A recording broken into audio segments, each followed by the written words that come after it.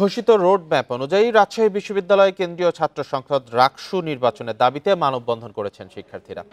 দুপুরে ক্যাম্পাসের প্যারিস রোডে এই কর্মসূচি পালন করেন তারা। একই সময় তারা বিশ্ববিদ্যালয়ের সকল শিক্ষার্থীদের জন্য আবাসন ব্যবস্থা নিশ্চিত করার দাবি জানান।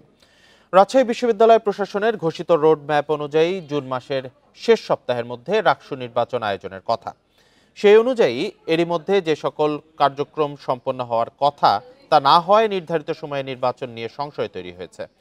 এমনকি এখন পর্যন্ত ভোটার তালিকাও প্রকাশ করা হয়নি। প্রশাসন যথাসময়ে রাকসু নির্বাচন করতে ব্যর্থ হলে লাগাতার কর্মসূচি পালনের হুঁশিয়ারি দিয়েছেন শিক্ষার্থীরা। ডেটগুলো দেওয়া হয়েছিল রোডম্যাপ অনুযায়ী। এই ডেট অনুযায়ী যে খসড়া ভোটার তালিকা এবং নির্বাচনের আচরণবিধি, পাশাপাশি যে একটি ডেট আমরা দেখেছি যে মনোনয়নপত্র নেয়ার একটি ডেট অতিক্রম হয়ে গিয়েছে। ইভেন যে খসড়া ভোটার তালিকা যেটা, এটাও পূর্ণাঙ্গ করার ডেট অতিক্রম হয়ে গিয়েছে, কিন্তু এখনো পর্যন্ত আমরা তেমন কোনো ধরনের আউটপুট আমরা দেখতে পাচ্ছি না।